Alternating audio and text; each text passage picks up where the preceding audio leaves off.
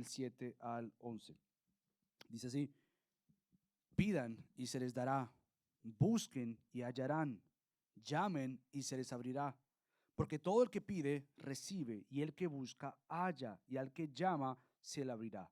O, ¿qué hombre hay entre ustedes que si su hijo le pide pan, le dará una piedra? ¿O si le pide un pescado, le dará una serpiente? Pues si ustedes siendo malos saben dar buenas dádivas a sus hijos, ¿cuánto más su Padre que está en los cielos dará cosas buenas a los que le piden? Vamos a orar. Señor, gracias por la oportunidad de cantarte. Hay algo en nuestros corazones que sucede cuando te alabamos, y es que se duplica el regocijo al ver tu fidelidad, tu misericordia en nuestras vidas. Es un gozo inefable el poder ser una familia que te alaba. Pero lo más importante es que tú nos hables a nosotros. Esa es la razón por la que estamos aquí. Así que líbranos de ver el hombre que está aquí parado. Líbranos de distraernos de las cosas del lugar. Ayúdanos a enfocarnos en ti. Danos ese oído celestial para escuchar tu voz. No nos dejes salir de este lugar en la misma condición como llegamos aquí esta mañana. Así que desafíanos, háblanos, levántanos, exhórtanos. Todo que pueda hacer para la gloria de tu nombre. En el nombre de Cristo. Amén. Amén.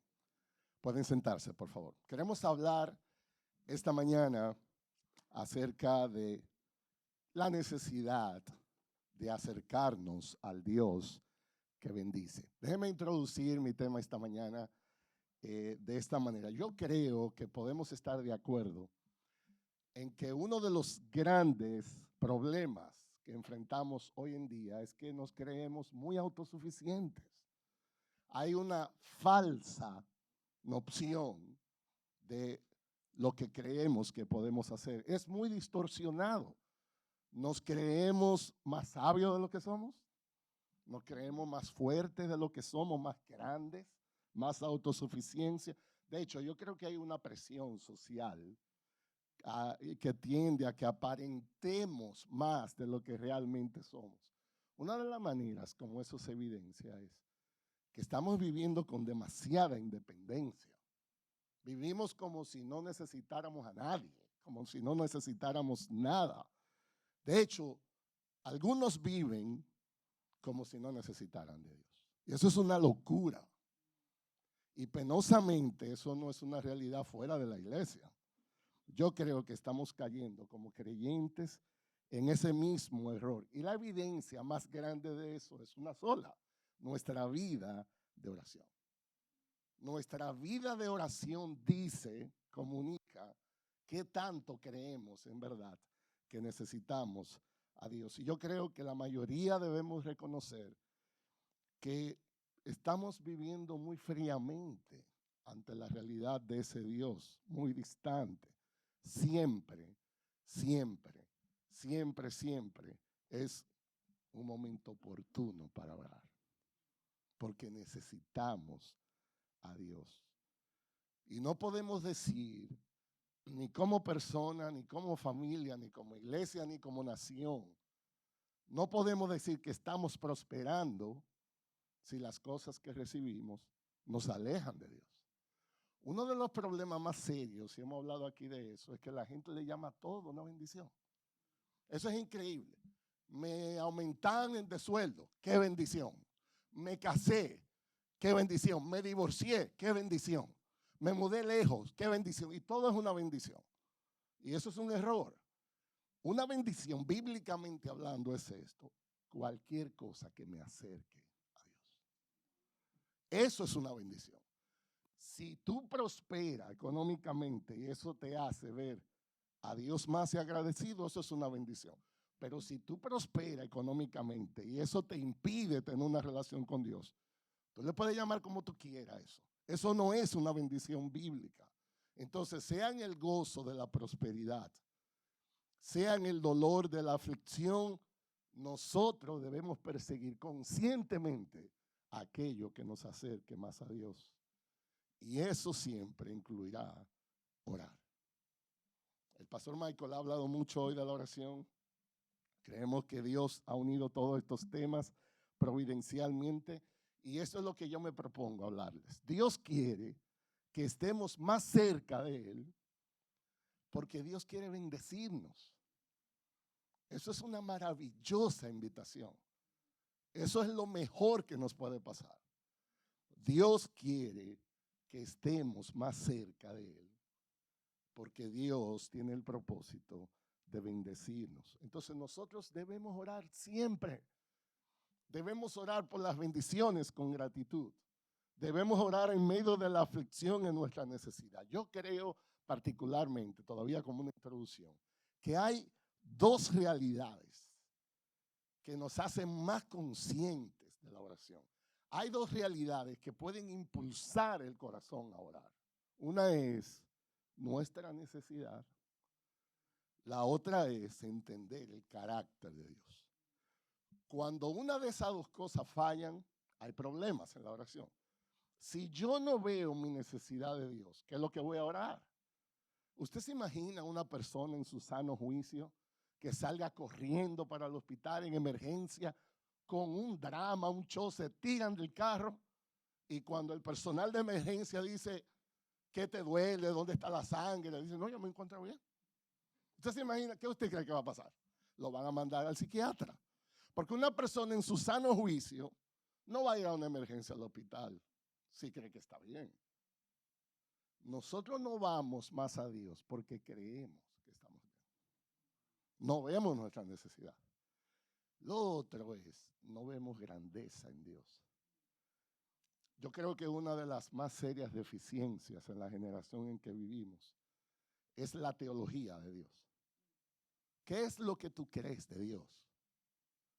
Y la única manera de saberlo es estudiando la Biblia. ¿Qué dice Dios de Dios? ¿Qué dice Dios de sí mismo? Yo decía esto en estos días. Si la visión que tú tienes de Dios es como un Santa Claus, de eso que ponen en las tiendas en Navidad, un viejito que inspira más compasión que respeto, que hay que ayudarlo a que se ponga de pie para la foto. Si esa es la idea que tú tienes de Dios, tú tienes serios problemas. Ese no es el Dios de la Biblia. El Dios de la Biblia es un Dios de poder. Cuando yo conozco más del carácter de Dios, yo me animo a orarle. Porque Dios se revela como infinitamente fuerte. Eso significa, puede hacer todo lo que Él quiera. Dios se revela como infinitamente justo. Dios hace lo que es correcto. Dios se revela en su palabra como infinitamente bueno.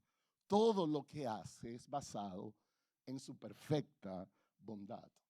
Dios se revela en su palabra como infinitamente sabio. Dios sabe exactamente todo lo que es necesario en el momento adecuado. Dios se revela en su palabra como infinitamente amorosa. Toda su fuerza, su justicia, su bondad, su sabiduría están enfocadas a hacer el bien por aquellos que Él ama. Si nosotros meditamos más en eso, nos vamos a animar a orar. Porque oramos y nos acercamos al Dios que puede responder, como decía el pastor Michael. Nuestro problema entonces no es que pedimos mucho. Nuestro problema es que no pedimos. Y la pregunta es, si de verdad Dios es así como dice, y yo estoy tan necesitado, ¿por qué no oramos más? ¿Por qué no pedimos más? Estamos enfocados en lo temporal. Y yo creo entonces que es un buen momento para hablar de nuestra necesidad de acercarnos a Dios. ¿Qué tan importante es la oración? Piensen en este contraste. Jesús tomó mucho de su tiempo para enseñar a los discípulos a orar.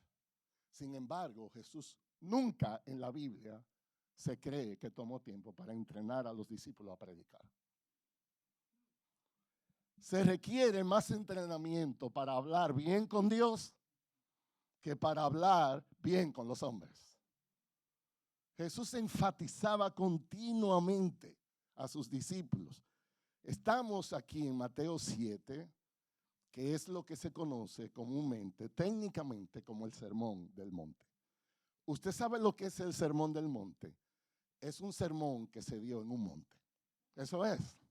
Pero la realidad es que es el mejor sermón del mundo porque fue el mejor predicador, el Señor Jesucristo. Es el más completo. Y es la tercera vez en esta porción de la Biblia que Jesús vuelve a hablar de la oración. En un mismo discurso, Mateo 6, 5 al 8, se nos enseña cómo no orar. No debemos orar para ser vistos de los hombres. Mateo 6, 9 al 17 se nos enseña cómo sí orar. Nos da la oración del Padre Nuestro como un modelo. Y ahora aquí otra vez, Mateo 7 del 7 al 11, nuestro texto de esta mañana, nos enseña que debemos orar con pasión, que debemos orar con intensidad, que debemos sobre todo orar con persistencia. Es todo en perseverar en la oración. Mi oración es entonces que Dios use este mensaje para que todos seamos estimulados a acercarnos más a Dios. Yo quiero presentar el texto en 3 puntos. Primero, considerar el mandamiento en sí. ¿Qué es lo que Jesús está pidiendo? Segundo, considerar la promesa asociada al mandamiento. ¿Cuál es la respuesta que Dios espera? Y lo otro es cómo Jesús ilustra esta realidad contratando la bondad de un Padre terrenal con la bondad de nuestro Padre Celestial. Yo me he asistido grandemente para esta exposición del pastor John Piper en cuanto a esto. Vamos al primer punto, el mandamiento. Dice, pidan y se les dará. Busquen y hallarán. Llamen y se les abrirá. Jesús dice, lo primero cuando tú pienses acercarte a Dios en oración, eso es algo que demanda una acción de tu parte. Dice, pidan. El diccionario de la Real Academia define ese verbo como hacer un requerimiento, como un favor. El término incluye un deseo, una necesidad. Es acudir a alguien en quien tú confías y en quien tú crees que puede suplir tu necesidad. Por eso decimos un acto de fe. Tú pides con fe. Tú actúas con fe. Lutero, el gran padre de la iglesia, dice, tú tienes que orar como si todo dependiera de Dios y luego actuar como si todo dependiera de ti. En otras palabras, ¿tú crees o no crees? Eso. Hay gente, yo recuerdo un padre una vez que estaba orando en su casa. Había una sequedad en Arizona donde vivíamos. Ustedes saben que a diferencia de Florida, en Arizona llueve 3 veces al año. Nosotros tenemos un mes que nos mudamos aquí y mi contabilidad es que aquí llueve 3 veces al día. Nosotros estamos locos. Allá en la sequedad, la lluvia es una bendición. Aquí yo no sé cómo usted le llama la lluvia, pero allá es una bendición. Y hay una familia orando, Señor, manda lluvia, manda lluvia. Y están orando en la mañana. Bueno, pues nos vamos a llevar a los niños a la escuela. Y uno de los niños le dice al papá, ¿dónde está el paraguas, papi? O sea, tú estás orando que llueva y tú andas sin paraguas. Eso es inconsistente. Tú no estás creyendo lo que tú estás pidiendo, en otras palabras. Así oramos nosotros. Oramos una cosa y vivimos totalmente contrario a lo que estamos pidiendo. Eso es no creer. Dios dice, pida. Pero no solamente pide, dice, busquen. Eso es algo más. Yo quiero que vean esto como algo progresivo. Ahora es ponle pasión a eso. El término no solamente envuelve una petición, sino que pone un sentido de urgencia en esa petición. Nosotros no debemos ir a Dios con una oración desabrida, una oración aburrida.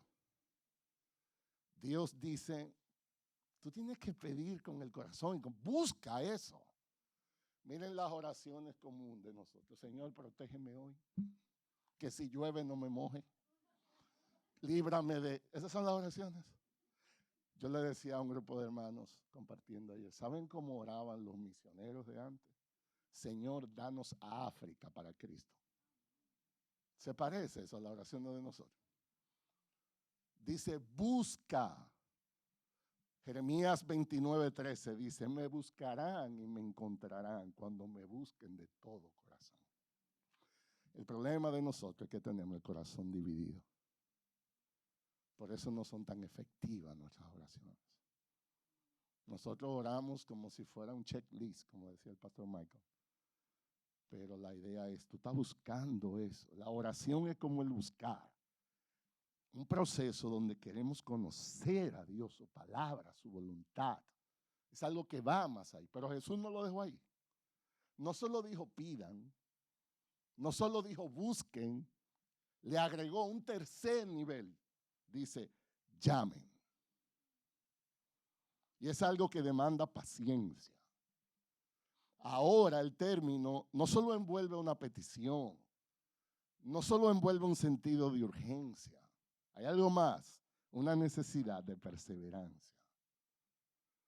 Estamos hablando de pedir algo con un sentido de tanta necesidad que tú no te vas de ahí hasta que no haya una respuesta para eso. A veces yo estoy hablando con algunas personas y hay una situación complicada, ya sea en el matrimonio, en la familia, en la finanza, lo que sea. Y bueno, pues no te preocupes. Pastor, dice, ya lloré por eso. O sea, ya lloré. ¿Qué más?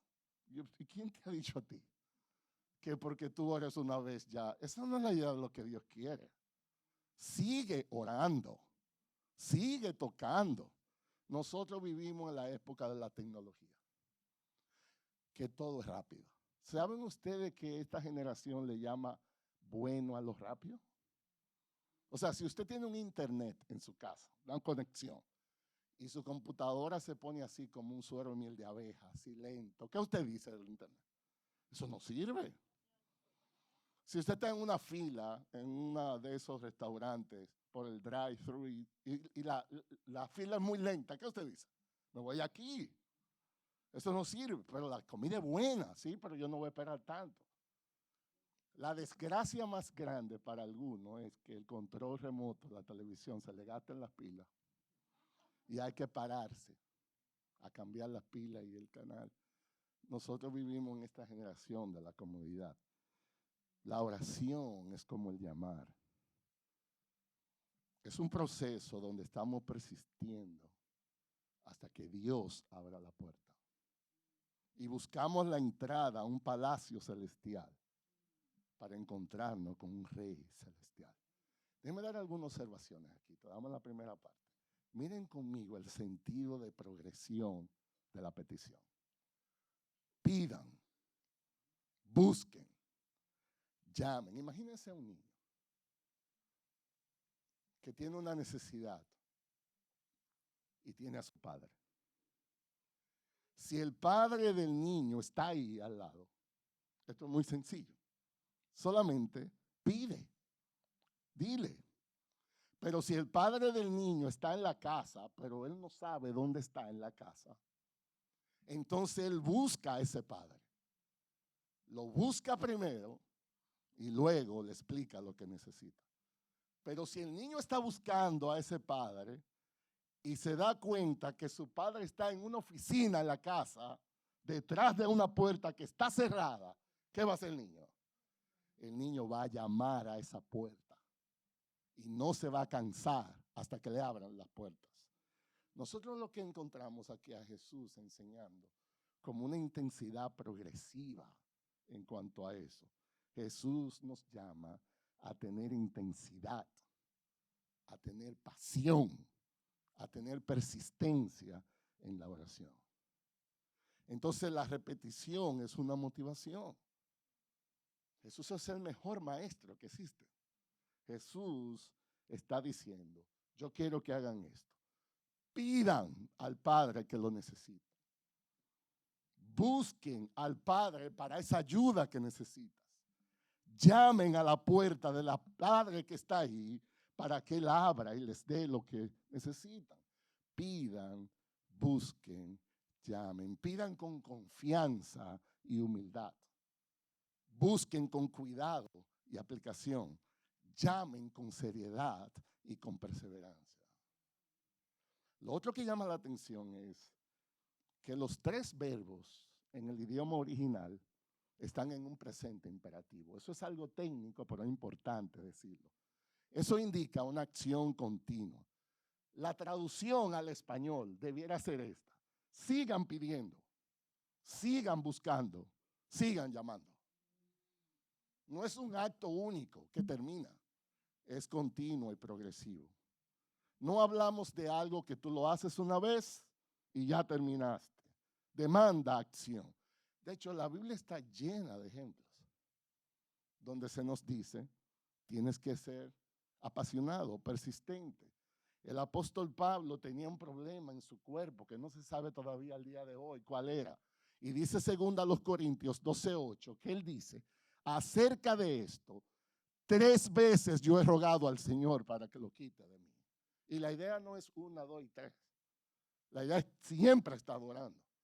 Mateo 26:44, el Señor en su momento más difícil del ministerio terrenal en Getsemaní dice, dejándolos de nuevo, se fue y oró por tercera vez, diciendo otra vez las mismas palabras.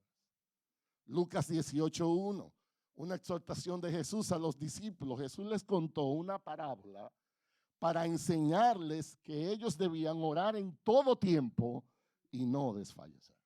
¿Qué encontramos entonces en el mandamiento? Es algo que demanda acción, pidan. Es algo que demanda pasión, busquen. Es algo que demanda paciencia y perseverancia, llamen. Y Dios nos está diciendo, en medio de tus necesidades, ven a mí. En medio de tus confusiones, ven a mí. Cuando te falten las fuerzas, ven a mí. Cuando te sientas que no hay solución para tu problema, ven a mí, ven. Pídeme, búscame, llámame. No importa cuáles sean las circunstancias. Es un mandamiento el que Dios da. No solamente encontramos el mandamiento, la promesa. Esto se va poniendo mucho más bonito ahora el texto. Es la motivación de Jesús. Voy a leer de nuevo versos 7 y 8. Dice, pidan y se les dará. Busquen y hallarán. Llamen y se les abrirá. Verso 8. Porque todo el que pide, recibe. Y el que busca, halla. Y el que llama, se le abrirá. ¿Cuál es la realidad de la promesa? Bueno, hay diferentes aspectos de la oración y la promesa es la misma. Dios siempre responde. Dios siempre responde. La oración es como pedir. Simplemente comunicamos nuestras peticiones a Dios. Y dice aquí, todo el que pide, recibe. Recibir entonces como la recompensa de pedir. Por otro lado, la oración es como el buscar. Buscamos a Dios, su palabra, su voluntad. Y dice el texto que el que busca hallar ahí es la recompensa de buscar. Por otro lado, la oración es como el llamar. Llamar persistentemente hasta que se nos abra la puerta. Y el entrar por la puerta abierta de su palacio es la recompensa por llamar. Es la mayor recompensa de todas. Alguien decía, en el texto hay 7 promesas. 7 promesas. Oigan esto. Pidan y se os dará. Va 1. Busquen y hallaréis. Van 2. Llamen y se os abrirá. Van 3. Porque todo aquel que pide, recibe. Van 4. Y el que busca, halla. Van 5. Y el que llama, se le abrirá. 6. Y luego dice en el verso 11, cuánto más su Padre que está en los cielos dará cosas buenas a aquellos que le piden. Seguramente el punto de vista aquí es, Dios tiene promesas. Motívate a orar. Ora. No es en vano cuando oras. Dios no está jugando con nosotros. Dios responde, Él da cosas buenas. Motívense, oren continuamente. Oren regularmente, oren confiadamente. El punto parece ser que no importa donde Dios esté, debemos acercarnos a Él. Por tanto, si tú estás aquí esta mañana y tú percibes que Dios está tan cerca de tu vida que casi lo puedes tocar, acércate más. Si tú estás aquí esta mañana y estás pasando por un momento muy difícil, que no se te lo ves tan claramente en circunstancia de tantas aflicciones, búscalo. Si tú estás aquí y ves tantos obstáculos por tus pecados o lo que sea que te ha separado de Él, llámalo. No importa dónde tú percibas a Dios, acércate a Él. ¿Sabe por qué? Porque Dios responde. Dios responde. El salmista experimentó esta realidad en el Salmo 34:4 y dice: yo busqué al Señor y Él me respondió y Dios me libró de todos mis temores. Santiago 5:16 dice: por tanto, confiésense sus pecados unos a otros y oren unos por otros para que sean sanados. ¿Saben por qué? Porque la oración eficaz del justo puede mucho. Hay la realidad de la promesa. Ahora está el alcance de la promesa también. Una de las cosas que llama la atención en el verso 8 es que dice: porque todo aquel que pide, recibe. La palabra, ¿y quién es ese todo? ¿Quién está incluido ahí? En ese todo el que pide. Dios abre una invitación, pero es obvio que esto está en un contexto. Y Él está hablando aquí de los hijos de Dios. La garantía está en Jesús. Jesús compró el pase para estar incluido ahí. Estas promesas están directamente relacionadas a aquellos que han recibido a su Dios. Juan 1:12 dice: pero a todos los que le recibieron, les dio el derecho de llegar a ser hijos de Dios. Es decir, aquellos que creen en su nombre. Y para ser hijos de Dios debemos recibir a su Hijo Jesucristo. Jesús nos da esa autoridad para ser adoptados. Y para eso son estas promesas. Para aquellos que reciben a Jesús. A ellos Dios le dice: yo soy su Padre Celestial. El punto es que si has sido rociado por la sangre de Jesús, si eres partidario de sus promesas, no estás excluido de esta bendición. No importa tu condición, hermano. Jesús te invita: acércate a tu Padre Celestial. Pide, busca, llama. Nosotros estamos tan bombardeados por tantas cosas que nos desalientan. Y los hijos de Dios no están exentos de eso. A veces se nos pone el día gris, literalmente. En la vida, digo, espiritualmente. Y una de las cosas que el enemigo sopla a nuestros oídos es: no hay esperanza para ti. Se acabó esto. A veces estamos desalentados que no le vemos ni sentido a la vida. Y Dios dice: yo estoy para ti. Y esa mirada de fe levanta el corazón. Hay algo más. Hay una condición de la promesa. No es una promesa abierta. No es todo lo que tú pidas. Algunas personas me dicen: pastor, pero usted lo puede ver ahí. Todo lo que yo pida, Dios dice que me lo va a dar. Bueno, el contexto no apoya algo así. Si Dios nos da todo lo que pedimos, entonces estuviéramos en problemas. Dios es muy bueno cuando a veces y muchas veces nos dice no, porque Dios nos da siempre lo que es mejor. Yo recuerdo siendo pequeño en la República Dominicana, mi mamá introdujo a la dieta alimenticia los vegetales. Yo creía que mi mamá me odiaba cuando me daba eso. Yo no podía entender, digo, yo todavía al día de hoy, para serle honesto, no logro entender cómo los molondrones, yo no sé para qué hicieron eso. Eso no sabe a lo que a mí me gusta, que es el dulce de coco. ¿Qué usted cree que un niño le va a pedir a la mamá si lo dejan? 24 horas al día, dulces. Pero una mamá sabia, amorosa, le dice, no, esto hay que... Viene Dios también con nosotros. A veces yo me levanto con esta idea maravillosa que creo que estoy acabando, pero como dicen algunos, acabando con tu vida, que tú estás con eso. Y Dios dice, eso no va. Y nosotros pataleamos, callamos en el corazón, yo digo. Pero Dios es bueno al negarnos eso, porque nosotros tenemos la vista muy corta. A veces nosotros creemos que esto es lo más maravilloso, solo para reconocer 3 meses después que eso era un desastre, porque estamos muy faltos de sabiduría. Nosotros miramos lo que está enfrente, Dios ve como un satélite. Lo que hoy yo creo que es lo mejor para mí, posiblemente eso no es consistente, no es sostenible. Dios entonces está en la tarea de darnos lo que es mejor. ¿Qué condiciones tiene algo para ser aprobado por Dios? Primero debe ser conforme a su voluntad. Primera de Juan 5:14, escuchen cómo dice, y esta es la confianza que tenemos delante de Él, que si pedimos cualquier cosa conforme a su voluntad, Él nos oye. Eso no está separado del texto de hoy. Debemos pedir con fe.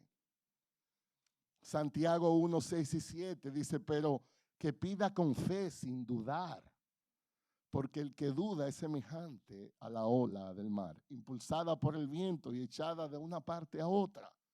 No pienses, pues, ese hombre que recibirá cosa alguna del Señor.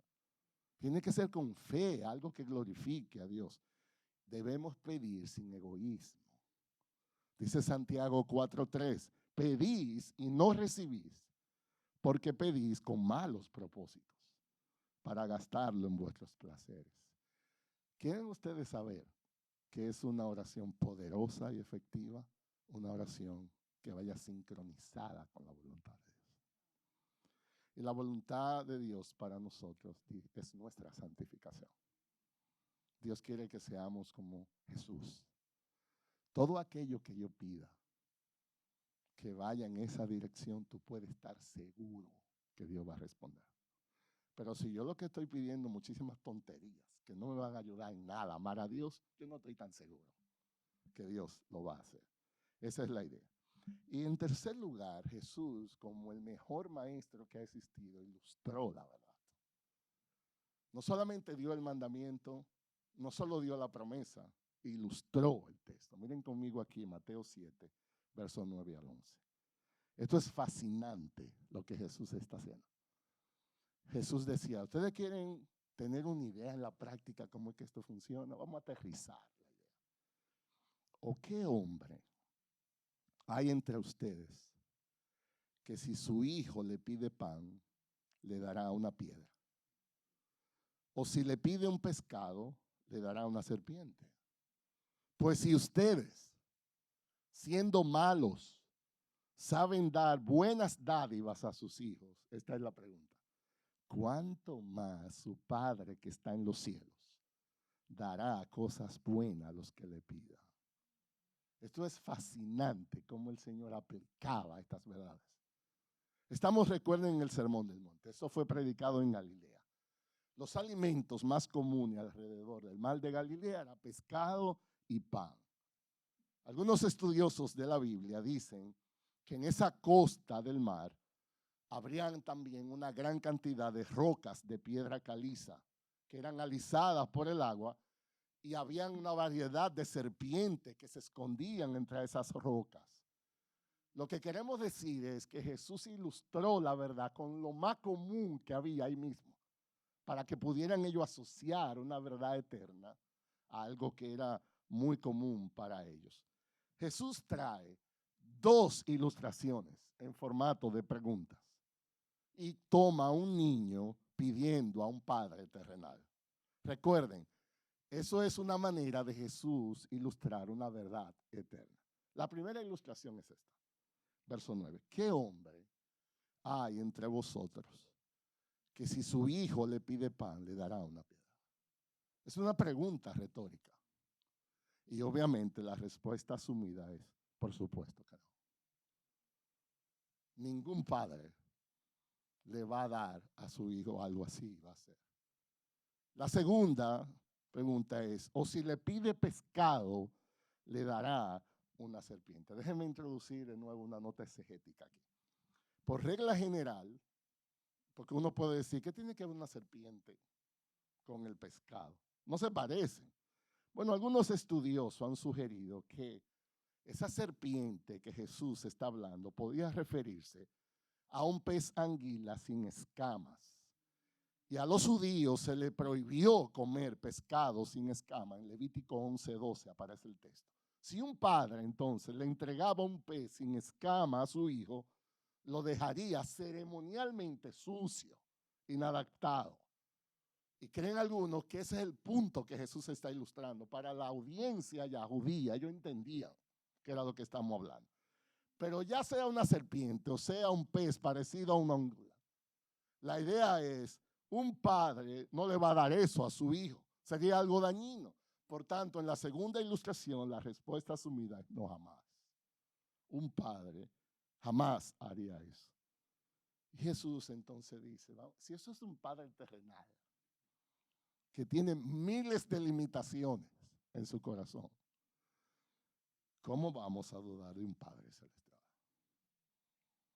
Ese es el contraste de Jesús. Si aún un Padre terrenal con sus miles de problemas, algunos de nosotros no podemos ni con nosotros mismos, y aún así somos apasionados por nuestros hijos, preferiríamos morir nosotros antes que ellos. Si esos somos nosotros con muchísimos problemas, ¿qué tú crees de Dios? Que es tu Padre celestial. Llama la atención que Jesús acentúa eso, celestial. Esto no era un simple título. Jesús quería hacer el contraste. Dios es nuestro Padre. El creador de todo lo que existe es nuestro Padre. Dios nunca, nunca, nunca, nunca, jamás nos dará algo a nosotros que sea dañino. Entonces a veces nosotros tenemos esto. Algunos han tenido el privilegio, la bendición de venir de hogares con padres ejemplares. Padres que realmente fueron un ejemplo de lo que es Dios. Algunos han tenido el privilegio de estar en familias donde sus padres hicieron lo correcto.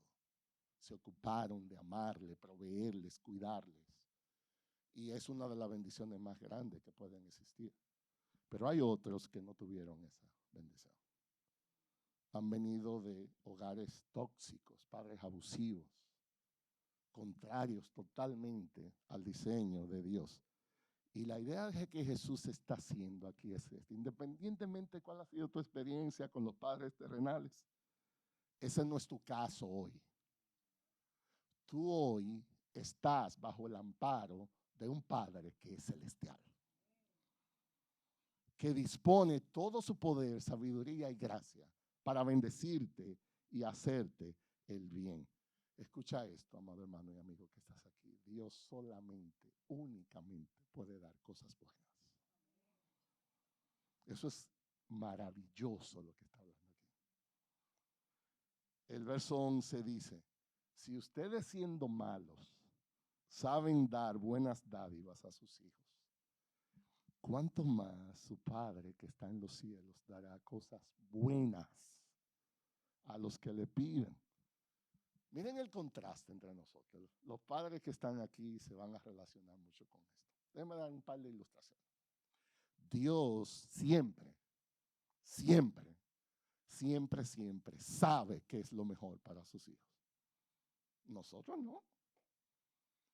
Nosotros, ¿cuántas veces nos hemos equivocado con nuestros hijos?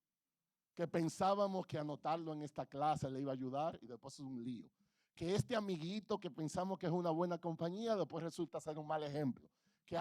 Nosotros nos estamos equivocando continuamente porque no somos dioses. Tenemos la mejor motivación del mundo, pero nosotros tenemos una sabiduría de este tamaño. Y Dios no se equivoca. ¿Saben que esa es una verdad que puede consolar mucho el día de hoy? Dios no está en un laboratorio aprendiendo. Dios no está ensayando con nosotros. Esto no se trata de prueba y error y corregimos y perfeccionamos el sistema. Dios sabe lo que Él está haciendo.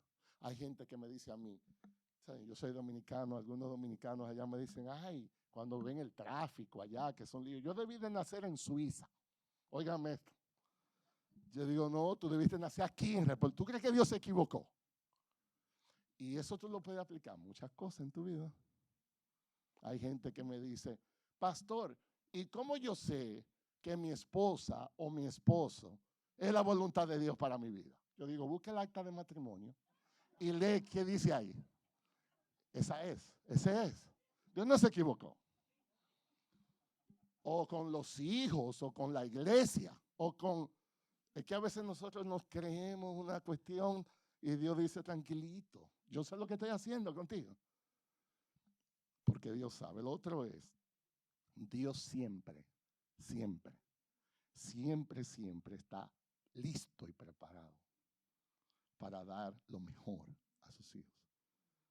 Dios lo tiene todo. Nosotros como padres terrenales, imagínense, hay veces que uno le quisiera pagar a uno de los hijos la mejor universidad, pero ¿de dónde vamos a sacar? Uno le quiere comprar cosas a los hijos que son legítimamente buenas, pero el presupuesto no alcanza. Nosotros tenemos muchísimas limitaciones de recursos, ¿sabes? Pero Dios lo tiene todo. Dice 2 Corintios 9:8, y Dios puede hacer que toda gracia abunde para vosotros, a fin de que teniendo siempre todo lo suficiente en todas las cosas, abundéis para toda buena obra. Óiganme esa expresión. Teniendo siempre todo lo suficiente en todas las cosas. ¿Quién de nosotros puede decir eso como papá? Yo creo que al revés, nunca teniendo nada en ningún momento. Eso somos nosotros. Otra más. Dios siempre, siempre, siempre es paciente, tierno con sus hijos. Yo no le puedo contar como papá las veces que yo perdí la paciencia con mis hijos. Los hijos cuando están pequeños uno se lo quiere comer y cuando están grandes se arrepiente de no habérselo comido. Usted sabe, yo tenía todos mis cabellos cuando crió los hijos. Y esos muchachos saltan con... Y yo les digo a algunos, muchachos pequeños, problemas pequeños. Hoy es que el niño no se acuesta a la hora que es y que ensució, mañana va a estar conduciendo un coche para ir a New York solo. Ahorita está enamorado o enamorada. Dios es siempre paciente. Ustedes saben la barrabasada que nosotros hemos hecho como hijos de Dios. Y Dios está ahí. Dios no se altera. Dios no se pone loco como nosotros que nos desesperamos. Isaías 49:15 dice, ¿puede una mujer olvidar su niño de pecho sin compadecerse del hijo de sus entrañas? Aunque ella se olvide, yo no me olvidaré de ti, dice Dios. Lo otro es, y finalmente, Dios siempre, siempre, siempre, siempre está cercano a sus hijos en el momento que lo necesitan. Nosotros como padres, ¿cuántas veces nosotros no estamos ahí? Muchas veces el muchacho o el niño o la niña entran en una necesidad y nosotros no somos omnipresentes. Aunque queramos, no estamos al lado de ellos todo el tiempo. Jeremías 23:23 dice, ¿acaso soy yo un Dios solo de cerca, declara el Señor, y no un Dios de lejos? Siempre estoy contigo. Nosotros siempre estamos bajo la mirada de Dios. Imagínense el satélite que Dios tiene. Que Dios puede ver nuestra ubicación geográfica, nuestra ubicación emocional, nuestra ubicación sentimental. Dios sabe hasta lo que pensamos. Ese es un Padre celestial. Y dice Dios, yo te daré buenas cosas. Déjame darle un dato aquí simplemente. ¿Qué quiere decir Jesús que Dios nos dará buenas cosas? Bueno, el texto paralelo está en Lucas 11:13. Por favor, si pueden ir conmigo. Lucas capítulo 11. Es exactamente la descripción del mismo evento en los evangelios. Y yo quiero que ustedes vean cómo Lucas describe esto.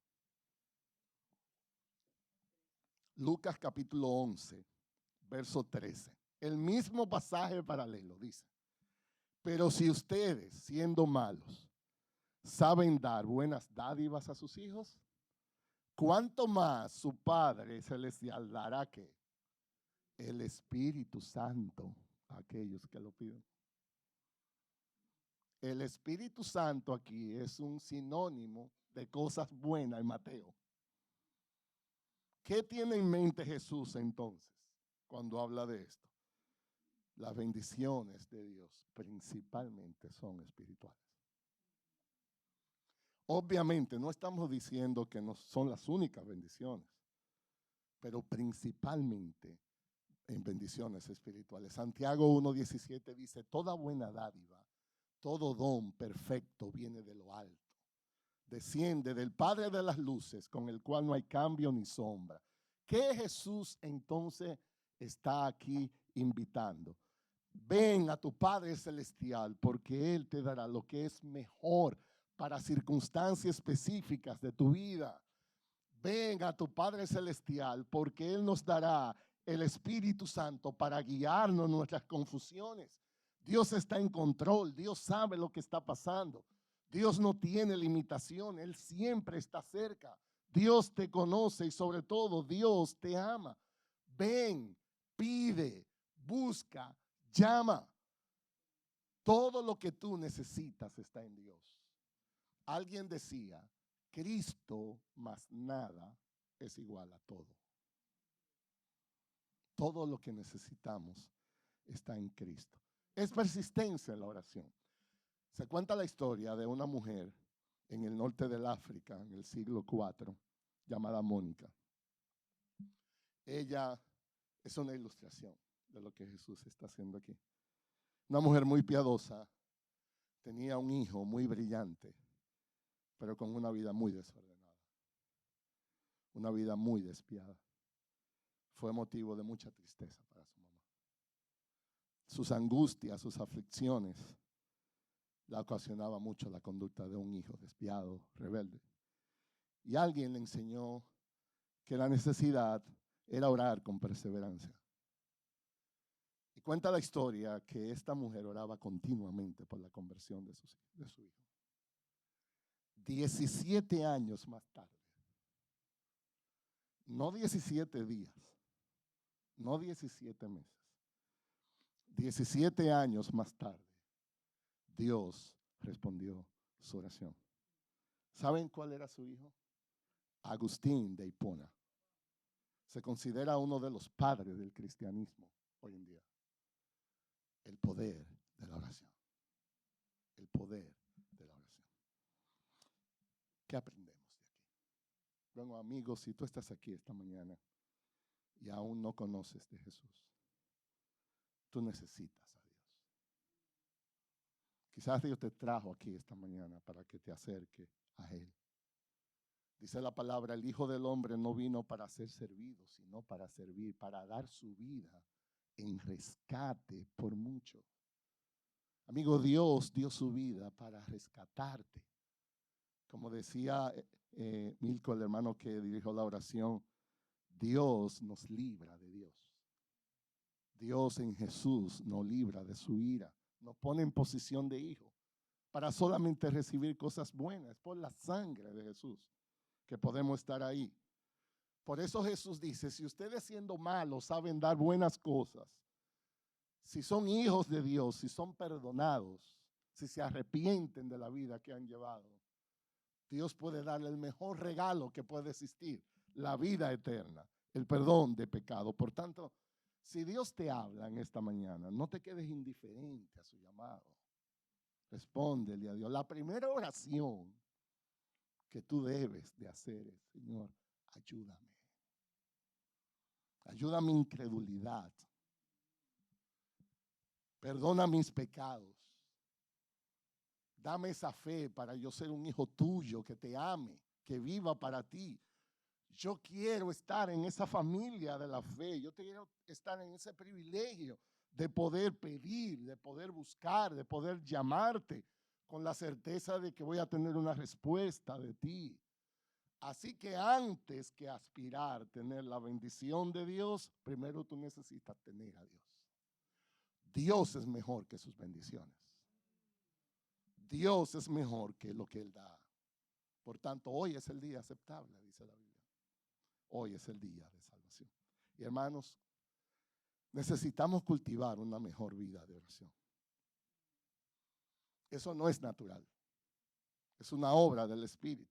Lo normal es que no deseemos orar.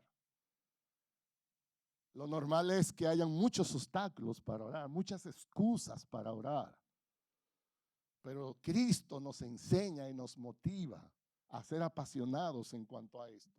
Debemos orar que el Señor nos siga sosteniendo aquí como iglesia. 5 años de su fidelidad. ¿Qué sigue ahora? Necesitamos orar. Necesitamos orar que Dios cuide nuestros pastores, nuestros líderes. Que el Señor supla nuestras necesidades. Necesitamos orar por la fortaleza de nuestros matrimonios, de nuestra familia. No existe iglesia si no hay matrimonios sólidos. No existe nación si no hay familia. Necesitamos fortalecer eso. Necesitamos orar que el Señor levante a los caídos, que haya una visión más fresca, más real de su belleza. Necesitamos orar que Dios nos libre de las tentaciones de este mundo. Necesitamos orar que Dios traiga más santidad en medio de su pueblo. Necesitamos orar que haya regocijo al ver su fidelidad, que las predicaciones puedan inspirarnos, desafiarnos. Necesitamos orar por nuestros familiares que no conocen de Cristo, que ellos puedan ser impactados, que se enamoren de Él, que sean llenos de su voluntad. Debemos aprender a orar más por lo temporal, más por lo eterno que por lo temporal. Jesús dice, pide, busca, llama. Dios responde la oración. Entonces, uno de los grandes problemas que enfrentamos hoy en día es ese falso sentido de autosuficiencia.